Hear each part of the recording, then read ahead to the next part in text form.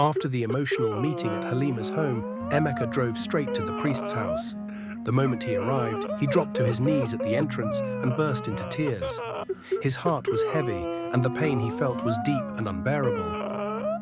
The priest, who had always been like a father to him, quickly rushed out of the house, alarmed by Emeka's condition. He helped him up gently, brought him inside, and sat him down. Emeka cried without control for several minutes before he could finally speak. He wiped his face and began to explain everything that had happened. He told the priest about how he had traveled to visit Halima's family to formally declare his intention of marrying her. He told how Halima welcomed him with so much joy and excitement, how she led him to her mother, who turned out to be the same Madame Amina, his cruel stepmother from the past. Seeing Madame Amina again brought back all the pain and trauma he had buried for years. He remembered the hunger, the insults, the beatings, and the rejection he suffered in her hands when he was just a little boy. The moment she recognized him and fell to her knees apologizing, it was as if a scar that had healed suddenly began to bleed again. Emeka told the priest how he turned around, entered his car, and drove off, without saying another word to Halima's mother. The priest listened silently, his face showing a mixture of sadness and surprise. When Emeka finished speaking, he looked at the priest, waiting for a response. The priest sighed deeply and asked Emeka what his decision was. With firmness in his voice, Emeka said he could never marry the daughter of a woman who caused him so much pain. He said it would be like betraying his childhood self, and that he just couldn't do it. The priest was confused. He understood Emeka's pain, but he also knew that life sometimes had strange ways of testing people. He didn't want to push Emeka too hard, so he simply nodded and said he understood. Emeka thanked him for listening and stood up to leave. The priest held his hand gently and gave him a blessing before he walked out of the house. When Emeka returned home, he felt even more broken. He sat quietly in his room for a long time, thinking about everything. His heart ached, not just from the betrayal of the past, but also from the sadness of losing someone he had truly loved. Halima had become a big part of his life, and walking away from her felt like tearing a piece of his own soul. That evening, he picked up his phone and called Halima. When she answered, her voice was soft and full of concern. He took a deep breath and told her that he was sorry. He explained that he couldn't go on with the relationship because of the past. He didn't say it to hurt her, but he wanted her to understand that his decision was final. Halima didn't say much. She was quiet, probably trying to hold back her own tears. She simply wished him well and ended the call. Days passed, and Emeka remained quiet about what had happened. He didn't tell his father about Madame Amina or about who Halima really was. He kept that secret to himself, not because he was afraid, but because he didn't want to reopen old wounds or be the one to deliver such difficult news to his step-siblings. Despite the heartbreak, Emeka continued to show kindness to his father and his siblings. He visited once in a while, brought them food, clothes, and small amounts of money to help them survive. He still hoped that one day they would be able to stand on their own feet. But he made it clear to himself that his involvement in their lives would only go so far. He didn't want to become their source of survival forever. In his quiet moments, Emeka would sit under the mango tree behind his house and stare at the sky. He would think about how far life had brought him. From being a poor, abandoned boy to now being someone people respected and looked up to, he had peace, a good heart, and a better life. But the pain of the past still lingered. He knew deep inside that healing would take time. He also knew that life had a way of bringing people full circle, but for now he chose peace over pain and healing over hate. And though he had let go of Halima, he kept the memories of their good times locked safely in his heart, like a story that once was, but could no longer continue. The days ahead remained uncertain, but Emeka was ready to face them with courage and faith. A few days later, very early in the morning, Emeka was fast asleep when he was suddenly woken up by a loud banging on his gate. The sound echoed through the quiet yard, persistent and frantic. He jumped out of bed, his heart racing, unsure of what was going on. With sleep still clouding his eyes and confusion filling his mind, he rushed toward the gate, barefoot and in his nightwear. Outside stood a young village boy, probably around 12 years old. The boy was panting heavily, sweat dripping down his face, as if he had run a long distance without stopping. He looked panicked. Without wasting time, he spoke quickly in their native Igala language, urging Emeka to follow him immediately because something serious had happened. The boy's eyes were wide with urgency, and his voice trembled as he repeated his words. Still confused and not sure what to expect, Emeka ran back into the house, splashed water on his face, threw on some clothes, and without even locking the door properly, hurriedly followed the boy. They made their way quickly through the early morning mist, passing silent homes and sleepy dogs. As they got closer to the center of the village, Emeka began to notice a crowd had gathered outside the king's palace. The air was thick with tension. People were whispering to each other, shaking their heads, and casting curious glances towards the palace yard. When they reached the palace, Emeka stopped in his tracks, his eyes widening in shock. Right there, sitting on the ground with two other young men, was Kofi, his younger stepbrother. Their faces were bruised, swollen, and bleeding. Their clothes were torn and covered in dirt. They looked like they had been beaten badly.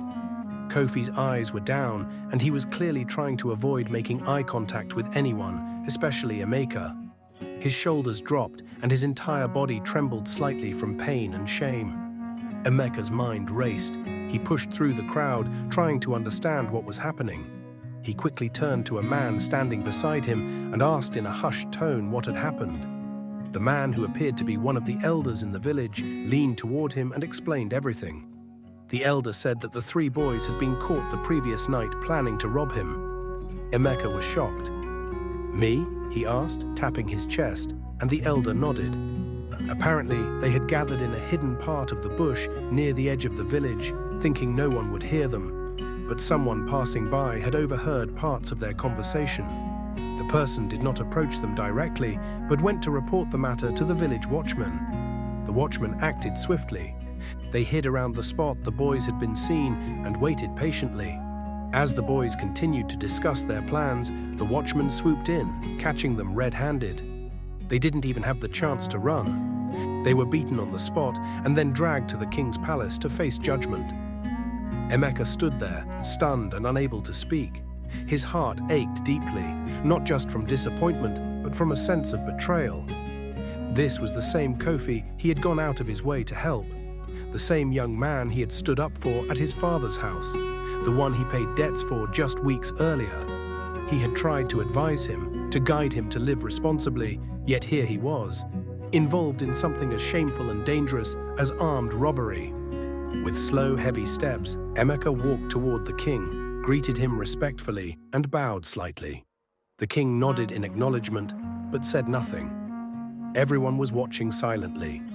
Emeka then turned and approached Kofi. He stood over him for a moment, looking down at the young man he had tried to protect and mentor. Kofi still didn't look up. His head was bowed in shame, his face swollen, and his lips quivering. Emeka spoke in a low voice, almost like he was speaking to himself. He asked Kofi what exactly he had done wrong to deserve this kind of betrayal. He reminded him of all the efforts he had made to support him, to steer him away from trouble.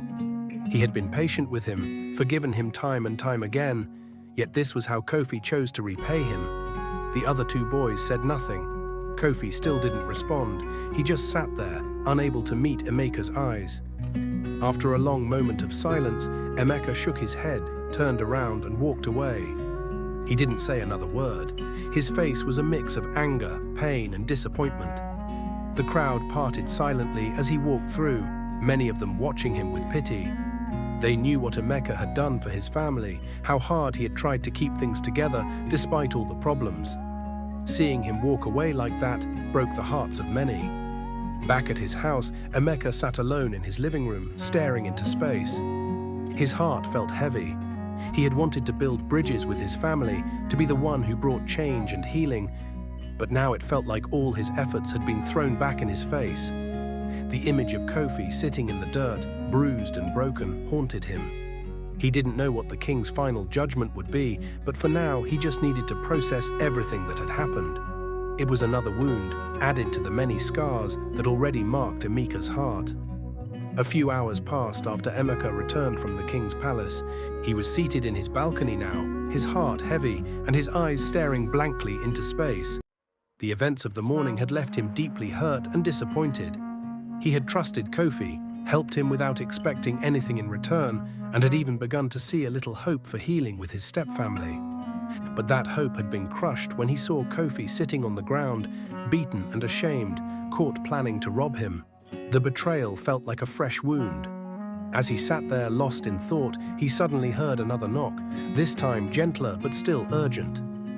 His heart skipped a beat. He quickly stood up and walked towards the gate, unsure of who it might be this time. When he reached the gate and opened it, he was surprised to see Madame Amina, Halima's mother, standing there. She looked worn out and pale, her eyes red from crying. Her face carried the weight of sorrow and regret. Emeka stood at the gate, staring at her. His heart pounded in his chest. For a moment, he didn't know what to say or do. He wanted to walk away, but something held him there. Madame Amina, as she was popularly called, looked at him and then, without saying a word, went down on her knees. "Please, my son," she began to say, her voice trembling with emotion. "I know I wronged you in the past. I know I was cruel to you, and I didn't treat you like a mother should, but I am sorry. From the depth of my heart, I am truly sorry." Emeka looked at her, his eyes calm but filled with pain. He didn't say anything at first. He was still trying to process everything that had happened, seeing her again, the memories of the past, Kofi's betrayal, and now her kneeling before him in tears. Madame Amina continued speaking. "Please forgive me. I have come not only to beg for myself, but also for my daughter. Halima loves you, and I know you love her too. Don't let my past mistakes ruin the future you two can have together. Please, marry her." At this point, Emeka gently raised his hand and asked her to get up.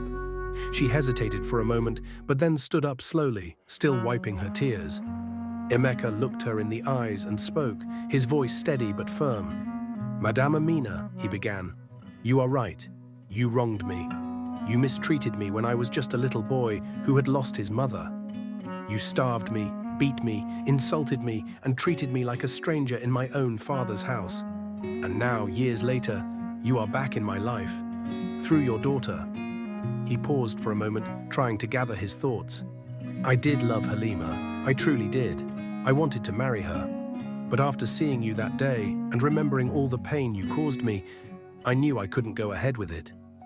Madame Amina's lips quivered as she tried to speak, but Emeka raised his hand gently to stop her. "That's not all," he continued. "Do you know what happened this morning? Your son, Kofi, and 2 of his friends were caught planning to rob me. They sat in the bush at night, discussing how they would break into my house. But someone overheard them and alerted the local security. That's how they were caught." Madame Amina's face changed instantly. She looked confused, then shocked, then horrified. "What?" she asked, her voice barely a whisper. "Kofi." "Yes," Emeka said, "Kofi. The same boy I helped, the one I clothed, fed, and encouraged. The same boy I thought might have a future. That's the one who wanted to rob me. So you see, Madame Amina, it's not just about the past, it's about the present too. It's about the same spirit you passed on to your children.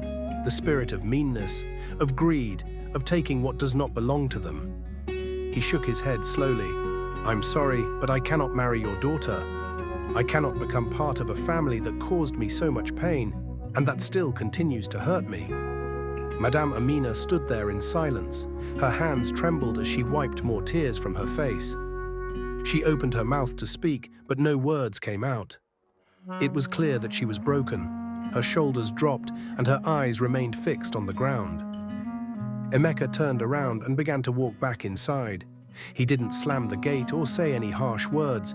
He just walked away, slowly, quietly, and with the kind of heaviness that words couldn't describe. Madame Amina remained standing at the gate for a while. Then she left in tears. Later that day, Emeka felt like he couldn't carry the weight in his heart anymore. He needed to talk to someone who would understand and give him guidance. So he decided to go and visit the priest. The priest had always been like a father to him, kind, calm, and full of wisdom. When Emeka arrived at the priest's house, the priest welcomed him warmly and invited him to sit. Emeka sat down heavily, like someone who had carried a load for too long. His face looked tired, and his eyes were filled with sadness. Without wasting time, Emeka began to speak. He told the priest everything that had happened in the last few hours. He talked about how he was woken up early in the morning by a village boy, how he rushed to the king's palace and found Kofi, his own stepbrother, sitting on the ground, beaten and ashamed. He shared how he found out that Kofi and his friends had been planning to rob him. He then told the priest about Madame Amina's unexpected visit, how she came kneeling and begging for forgiveness, asking him to marry her daughter, Halima. And then he told the priest how he had refused, not just because of the past, but also because of the kind of heart he saw in Madame Amina, a heart that had passed bitterness into her children. Emeka's voice cracked as he spoke, and his eyes filled with tears again. The priest sat quietly, listening carefully. He nodded gently from time to time, his eyes full of sympathy and concern. When Emeka finished, the priest let out a long sigh. "I am very sorry, my son," the priest said in a soft voice. "I never imagined Kofi would do such a thing. I always thought he was a quiet and reserved boy. But it seems something has gone wrong deep inside him."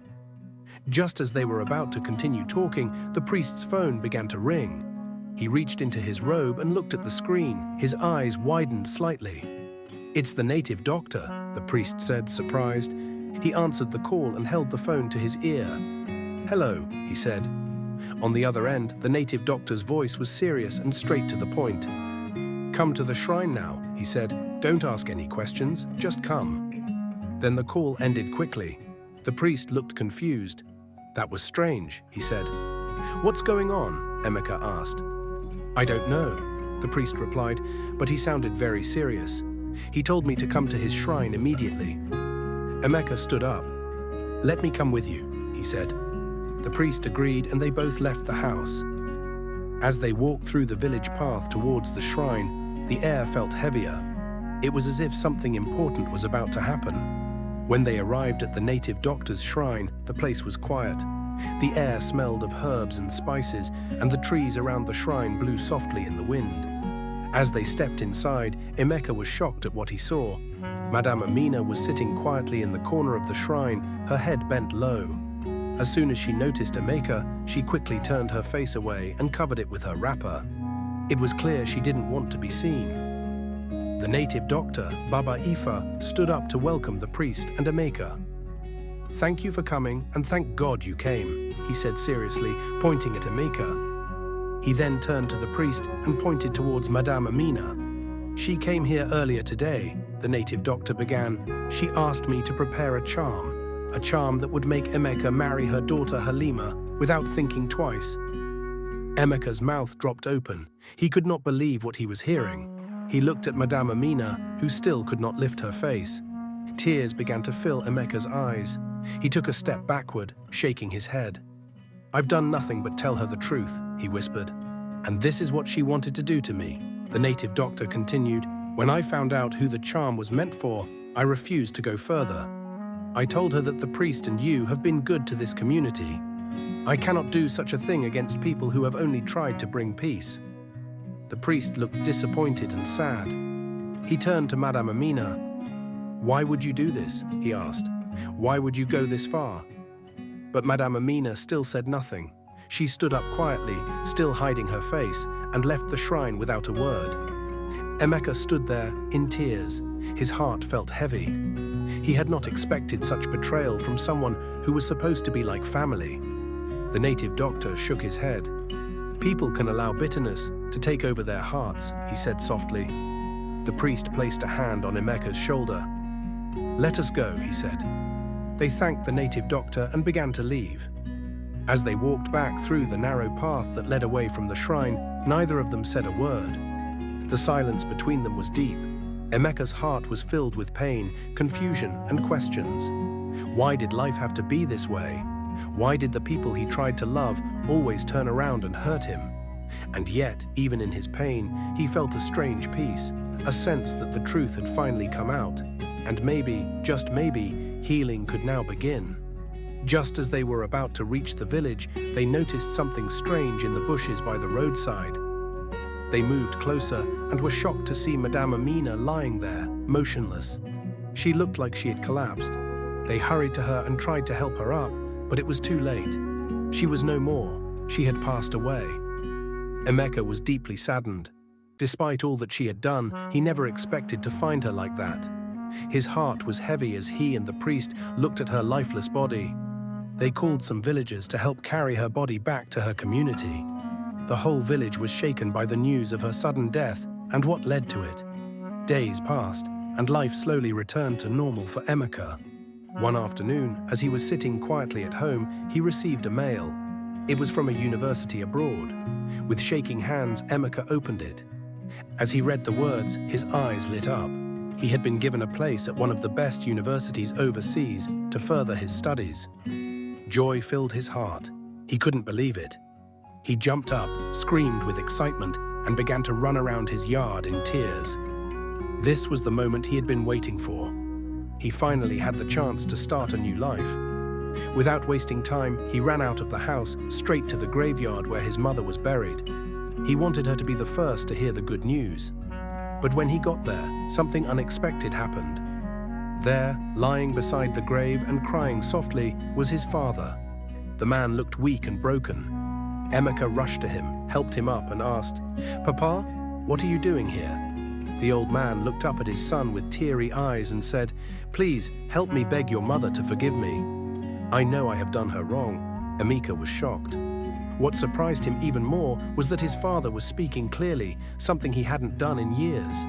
The man didn't even seem to notice that he had spoken. He quickly pulled Emeka close and hugged him tightly as soon as he noticed.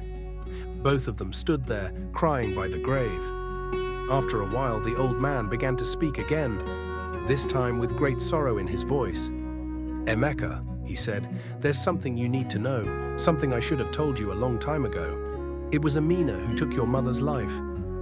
Emeka pulled back slowly, confused and afraid. "What are you saying, Papa?" "The day she came to live with us," his father continued, "she told me that your mother was no more because she had taken her life. She said she did it so she could move into the house and take her place. I wanted to fight her, to call the police, but I was too scared. She was deeply involved in charms and magic, and I feared for my own life." Tears ran down Emeka's face as he listened. His whole body trembled. So many thoughts ran through his mind: pain, anger, disbelief. The man broke down again and held on to his son. "I have carried this pain for so long, I couldn't say anything. I was weak. I watched your mother die and let her killer live in our house, and also watched her mistreat you without saying anything. Please help me beg her to forgive me, and please forgive me too." Emeka slowly turned to his mother's grave, knelt down, and placed his hand gently on it. With tears in his eyes, he whispered, "Mama, I don't even know what to say. Thank you for watching over me. Thank you for this admission. I know it was your hand that brought this blessing. Please forgive Papa. He was afraid, and he made a mistake. I know you're in heaven now. Please forgive him." He stayed there, praying, crying, and talking to his mother. His father remained beside him, silent, wiping his eyes. After a long while, Emeka stood up. He helped his father to his feet, and they began to walk back home slowly. As they walked, his father thanked God that Emeka never married Halima, Madame Amina's daughter. For the first time in many years, there was peace in their steps. The heavy weight that had been on their hearts had finally been lifted.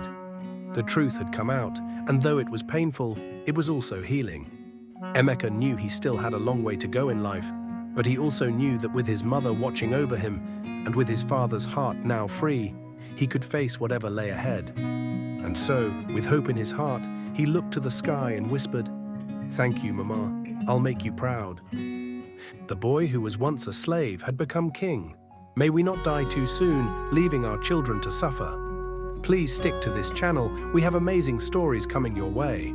If you enjoyed this story, I'm certain you'll enjoy the next one showing on your screen right now. Please click on the thumbnail to watch the next story. I'd appreciate your support. Like this video, share it with your family and friends, and subscribe to my channel. See you in my next story. Bye.